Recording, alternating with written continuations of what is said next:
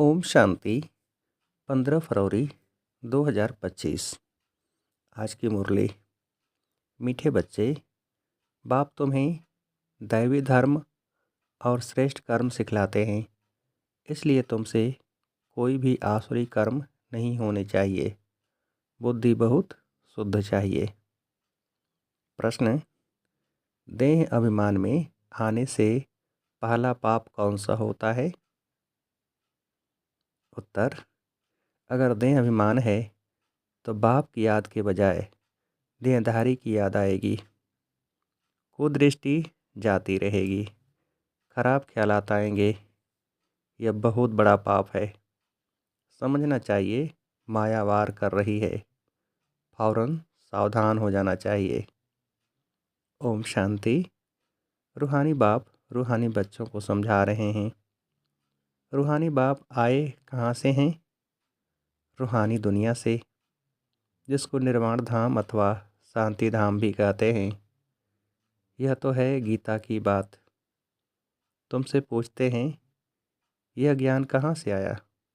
बोलो, यह तो वही गीता का ज्ञान है। गीता का पाठ चल रहा है और बाप पढ़ाते हैं। भगवान वाच है ना, और भगवान तो एक ही है। वह है शांति का सागर। रहते भी हैं शांति धाम में, जहाँ हम भी रहते हैं। बाप समझाते हैं कि यह है पतित दुनिया, पाप आत्माओं की तमो प्रधान दुनिया। तुम भी जानते हो, बरोबर हम आत्माएं इस समय तमो प्रधान हैं। 84 का चक्र खाकर सतो प्रधान से अब तमो प्रधान में आए हैं। यह पुरानी अथवा कलयुगी दुनिया है ना। यह नाम सभी इस समय के हैं। पुरानी दुनिया के बाद फिर नई दुनिया होती है। भारतवासी यह भी जानते हैं कि महाभारत लड़ाई भी तब लगी थी जबकि दुनिया बदल ली थी। तभी बाप ने आकर राजयोग सिखलाया था। सिर्फ भूल क्या हुई है? एक तो कल्प की आयु भूल गए हैं और गीता के भगवान को भी भूले हैं। श्री कृष्ण को तो गॉड फादर कह नहीं सकते। आत्मा कहती है गॉड फादर, तो वह निराकार हो गया। निराकार बाप आत्माओं को कहते हैं कि मुझे याद करो, मैं ही पतित पावन हूँ। मुझे बुलाते भी हैं, हे पतित पावन। श्री कृष्ण तो देहधारी है ना। मुझे तो कोई शरीर है नहीं, मैं निराकार हूँ। मनुष्यों का बाप नहीं, आत्माओं का बाप हूँ। यह तो पक्का कर लेना चाहिए। घड़ी घड़ी हम आत्माएं इस बाप से वर्षा लेती हैं। अभी 84 जन्म पूरे हुए हैं। बाप आया है, बाबा बाबा ही करते रहना है। बाबा को बहुत याद करना है। सारा कल्प जिस्मानी बाप को याद किया। अभी बाप आए हैं और मनुष्य सृष्टि से सब आत्माओं को वापस ले जाते हैं, क्योंकि रावण राज्य में मनुष्यों की दुर्गति हो गई है। इसलिए अब बाप को याद करना है। यह भी मनुष्य कोई समझते नहीं हैं कि अभी रावण राज्य है। रावण का अर्थ ही नहीं समझते। बस एक रस्म हो गई है दशहरा मनाने की। तुम कोई अर्थ थोड़े ही समझते थे। अभी समझ मिली है औरों को समझ देने के लिए। अगर औरों को नहीं समझा सकते हो तो गोया खुद नहीं समझे हो। बाप में सृष्टि चक्र का ज्ञान है।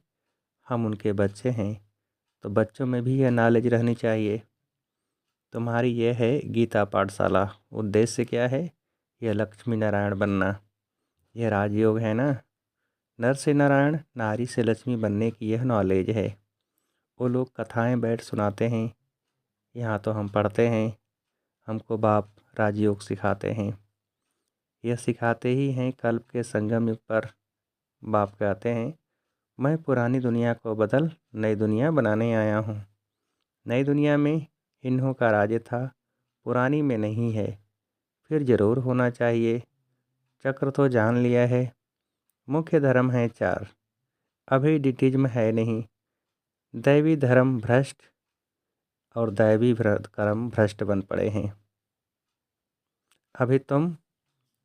अभी तुमको दैवी धर्म श्रेष्ठ और कर्म श्रेष्ठ सिखला रहे हैं। तो अपने पर ध्यान रखना है। हमसे कोई आसुरी कर्म तो नहीं होते हैं। माया के कारण कोई खराब ख्यालात तो बुद्धि में नहीं आते हैं। कुदृष्टि तो नहीं रहती है। देखें, इनकी कुदृष्टि जाती है अथवा खराब ख्यालात आते हैं तो उनको झट सावधान करना चाहिए। उनसे मिल नहीं जाना चाहिए, उनको सावधान करना चाहिए। तुम्हारे में माया की प्रवेशता के कारण यह खराब ख्यालात आते हैं। योग में बैठ बाप की याद के बदले कोई की देह तरफ ख्याल जाता है तो समझना चाहिए यह माया का वार हो रहा है। मैं पाप कर रहा हूँ। इसमें तो बुद्धि बड़ी शुद्ध होनी चाहिए। हंसी मजाक से भी बहुत नुकसान होता है। इसलिए तुम्हारे मुख से सदैव शुद्ध वचन निकलने चाहिए, कुवचन नहीं। हंसी मजाक आदि भी नहीं। ऐसे नहीं कि हमने तो हंसी की, वह भी नुकसानकारक हो जाती है। हंसी भी ऐसी नहीं करनी चाहिए जिसमें विकारों की वायु हो। बहुत खबरदार रहना है। तुमको मालूम है, नांगे लोग हैं, उनके ख्याल विकारों की तरफ नहीं जाएंगे। रहते भी अलग हैं, परंतु कर्मेंद्रियों की चलायमानी सिवाय योग के कभी निकलती नहीं है। काम शत्रु ऐसा है जो किसको भी देखेंगे, योग में पूरा नहीं होगे तो चलायमानी जरूर होगी। अपनी परीक्षा लेनी होती है। बाप की याद में ही रहो तो यह कोई भी प्रकार की बीमारी न रहे। योग में रहने से यह नहीं होता है। सतयुग में तो कोई भी प्रकार का गंध नहीं होता है। वहाँ रावण की चंचलता ही नहीं जो चलायमानी हो। वहाँ तो योगी लाइफ रहती है। यहाँ भी अवस्था बड़ी पक्की चाहिए। योग बल से यह सब बीमारियाँ बंद हो जाती हैं। इसमें बड़ी मेहनत है। राज लेना कोई मासी का घर नहीं, पुरुषार्थ तो करना है ना। ऐसे नहीं कि बस जो होगा भाग्य में सो मिलेगा। धारणा ही नहीं करते, गोया पाई पैसे के पद पाने लायक है। सब्जेक्ट तो बहुत होती है ना। कोई ड्राइंग में, कोई खेल में मार्क्स ले लेते हैं, वह है कॉमन सब्जेक्ट। वैसे ही यहाँ भी सब्जेक्ट है, कुछ न कुछ मिलेगा। बाकी बादशाही नहीं मिल सकेगी। वह तो सर्विस करेंगे तब बादशाही मिलेगी। उसके लिए बहुत मेहनत चाहिए। बहुतों की बुद्धि में बैठता ही नहीं है। जैसे कि खाना हजम ही नहीं होता, ऊंच पद पाने की हिम्मत नहीं। इसको भी बीमारी कहेंगे ना। तुम कोई भी बात देखते न देखो, रूहानी बाप की याद में रह औरों को रास्ता बताना है, अंधों की लाठी बनना है। तुम तो रास्ता जानते हो। रचयिता और रचना का ज्ञान, मुक्ति और जीवन मुक्ति तुम्हारी बुद्धि में फिरते रहते हैं। जो महारथी हैं, बच्चों की अवस्था में भी रात दिन का फ़र्क रहता है। कहाँ बहुत धनवान बन जाते, कहाँ बिल्कुल गरीब। राजाई पद में तो फ़र्क है ना। बाकी हाँ, वहाँ रावण न होने कारण दुख नहीं होता। बाकी संपत्ति में तो फ़र्क है। संपत्ति में से सुख होता है। जितना योग में रहेंगे उतनी हेल्थ बड़ी अच्छी होगी। मेहनत करनी है। बहुतों की तो चलन ऐसी रहती है जैसे अज्ञानी मनुष्यों की होती है। वह किसका कल्याण कर नहीं सकेंगे। जब इम्तहान होता है तो मालूम पड़ जाता है कि कौन कितने मार्क से पास होंगे। फिर उस समय हाय हाय करनी पड़ेगी। बाप दादा दोनों ही कितना समझाते रहते हैं। बाप आए ही हैं कल्याण करने। अपना भी कल्याण करना है तो दूसरों का भी करना है। बाप को बुलाया भी है कि आकर हम पतितों को पावन होने का रास्ता बताओ। तो बाप श्रीमत देते हैं, तुम अपने को आत्मा समझ देह अभिमान छोड़ मुझे याद करो। कितनी सहज दवाई है।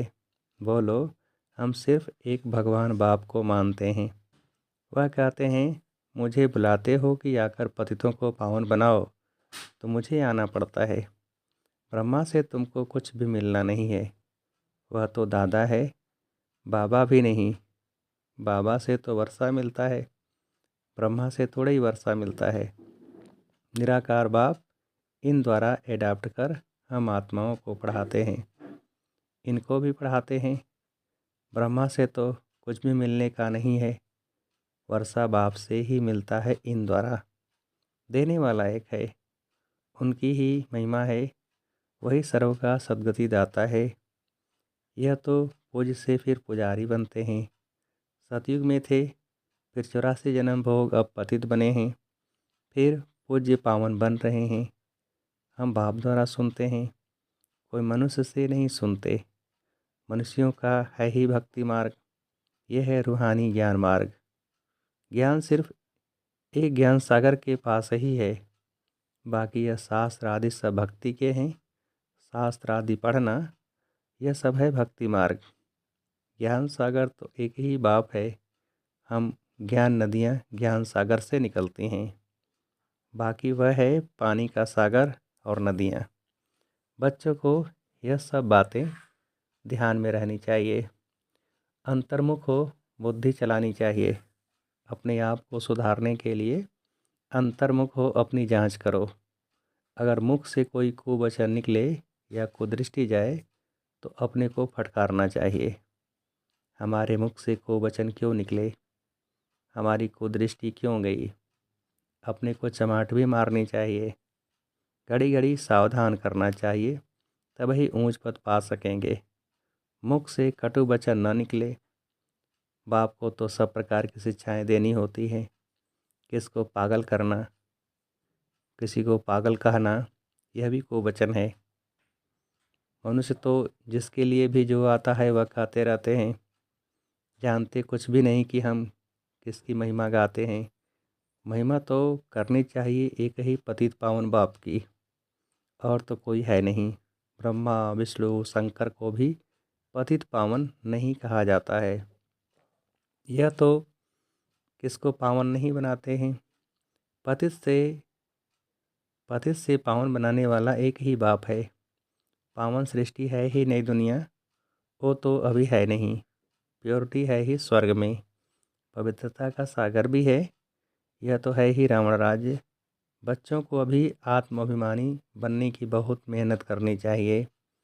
मुख से कोई भी पत्थर व कुवचन नहीं निकलना चाहिए, बहुत प्यार से चलना है। कुदृष्टि भी बड़ा नुकसान कर देती है, बड़ी मेहनत चाहिए। आत्म अभिमान है, अविनाशी अभिमान। देह तो विनाशी है, आत्मा को कोई भी नहीं जानते। आत्मा का भी बाप तो ज़रूर कोई होगा ना। कहते भी हैं सब भाई भाई हैं, फिर सब में परमात्मा बाप विराजमान कैसे हो सकता है। सभी बाप कैसे हो सकते हैं, इतना भी अक्ल नहीं है। सबका बाप तो एक ही है, उनसे ही वर्षा मिलता है। उनका नाम है शिव। शिवरात्रि भी मनाते हैं। रुद्र रात्रि व श्री कृष्ण रात्रि नहीं कहते। मनुष्य तो कुछ भी नहीं समझते हैं, कहेंगे यह सब उनके रूप हैं, उनकी ही लीला है। तुम अभी समझते हो बेहद के बाप से तो बेहद का वर्षा मिलता है, तो उस बाप की श्रीमत पर चलना है। बाप कहते हैं मुझे याद करो। लेबर्स को भी शिक्षा देनी चाहिए, तो उन्हों का भी कुछ कल्याण हो जाए। पर खुद ही याद नहीं कर सकते तो औरों को क्या याद दिलाएंगे। रावण एकदम पतित बना देते हैं, फिर बाप आकर परिस्तानी बनाते हैं। वंडर है ना। कोई की भी बुद्धि में यह बातें नहीं हैं। यह लक्ष्मी नारायण कितना ऊंच परिस्तानी से फिर कितना पतित बन जाते हैं। इसलिए ब्रह्मा का दिन ब्रह्मा की रात गाई हुई है। शिव के मंदिर में तुम बहुत सर्विस कर सकते हो। बाप कहते हैं तो मुझे याद करो, दर दर भटकना छोड़ दो। यह ज्ञान है ही शांति का। बाप को याद करने से तुम सतो प्रधान बन जाएंगे। बस यही मंत्र देते रहो। कोई से भी पैसा नहीं लेना चाहिए जब तक पक्का न हो जाए। बोलो प्रतिज्ञा करो कि हम पवित्र रहेंगे, तब हम तुम्हारे हाथ का खा सकते हैं, कुछ भी ले सकते हैं। भारत में मंदिर तो बहुत ढेर हैं। फॉरेनर्स आदि जो भी आए उनको यह संदेश तुम दे सकते हो कि बाप को याद करो। अच्छा, मीठे मीठे से खेलते बच्चों प्रति माता पिता बाप दादा का याद प्यार और गुड मॉर्निंग। रूहानी बाप की रूहानी बच्चों को नमस्ते। हम रूहानी बच्चों की रूहानी बाप को नमस्ते। धारणा के लिए मुख्य सार। पहली पॉइंट, कभी भी ऐसी हंसी मजाक नहीं करनी है जिसमें विकारों की वायु हो। अपने को बहुत सावधान रखना है, मुख से कटु वचन नहीं निकालने हैं। दूसरी पॉइंट, आत्म अभिमानी बनने की बहुत बहुत प्रैक्टिस करनी है। सबसे प्यार से चलना है, कुदृष्टि नहीं रखनी है। कुदृष्टि जाए तो अपने आप को आप ही सजा देनी है। वरदान, निरंतर याद और सेवा के बैलेंस से बचपन के नाज नखरे समाप्त करने वाले वानप्रस्थी भव। निरंतर याद और सेवा के बैलेंस से बचपन के नाज नखरे समाप्त करने वाले वानप्रस्थी भव। विस्तार, छोटी छोटी बातों में संगम के अमूल्य समय को गंवाना बचपन के नाज नखरे हैं। यस, अब यह नाज नखरे शोभते नहीं। वानप्रस्थ में सिर्फ एक ही कार्य रह जाता है, बाप की याद और सेवा। इसके सिवाय और कोई भी याद न आए। उठो तो भी याद और सेवा, सो तो भी याद और सेवा। निरंतर यह बैलेंस बना रहे। त्रिकालदर्शी बनकर बचपन की बातें व बचपन के संस्कारों का समाप्ति समारोह मनाओ, तब कहेंगे वानप्रस्थी। स्लोगन, सर्व प्राप्तियों से संपन्न आत्मा की निशानी है संतुष्टता। संतुष्ट रहो और संतुष्ट करो। सर्व प्राप्तियों से संपन्न आत्मा की निशानी है संतुष्टता। संतुष्ट रहो और संतुष्ट करो। अच्छा, ओम शांति।